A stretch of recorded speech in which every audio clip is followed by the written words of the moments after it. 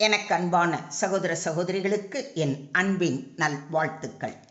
இன்று நாம் தியானிக்கும்படியாக தேவன் அருளும் வசனம் ஆதியாகமம் 12:2.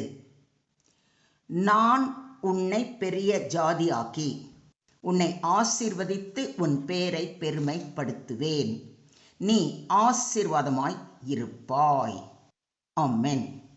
இன்றைய தியான வசனத்தில் தேவன் ஆபிரகாமை அழைத்து அவருக்கு ஒரு மகத்தான வாக்குத்தத்தத்தை அளிக்கிறார். ஆபிரகாம் எந்த சிறப்பும் இல்லாத சாதாரண மனிதராக இருந்தாலும் தேவனுடைய அழைப்புக்கு கீழ்ப்படிந்து நடந்தார்.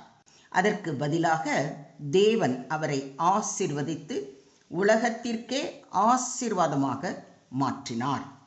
இந்த வசனத்தில் 3 முக்கியமான உண்மைகளை நாம் காண்கிறோம். முதலாவது, தேவன் ஆசீர்வதிக்கிற தேவன்.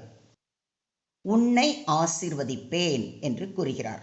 தேவன் கொடுக்கும் ஆசீர்வாதம் தற்காலிகமானதல்ல, அது வாழ்க்கையையே மாற்றும் ஆசீர்வாதம்.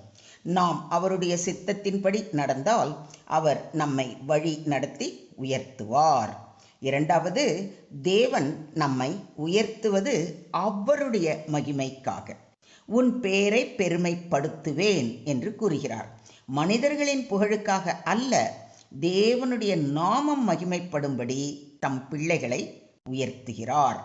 ஆகையால் கிடைக்கும் எல்லா ஆசீர்வாதங்களுக்கும் தேவனுக்கே மகிமை செலுத்த வேண்டும். மூன்றாவது, நாம் ஆசீர்வாதத்தை பெறுவதற்காக மட்டுமல்ல, ஆசீர்வாதமாக இருப்பதற்கும் அழைக்கப்பட்டுள்ளோம். நீ ஆசீர்வாதமாய் இருப்பாய் என்பது இந்த வசனத்தின் மைய செய்தி. நம்முடைய வார்த்தைகள், செயல்கள், ஜெபங்கள், அன்பு, உதவி ஆகியவற்றின் மூலம் மற்றவர்களின் வாழ்க்கையில் தேவனுடைய ஆசீர்வாதம் பாய வேண்டும்.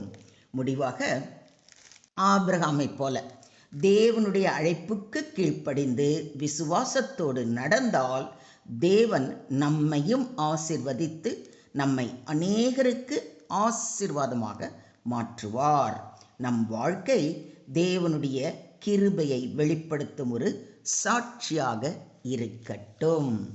தேவனுக்கே மகிமை உண்டாவதாக. ஆமென்.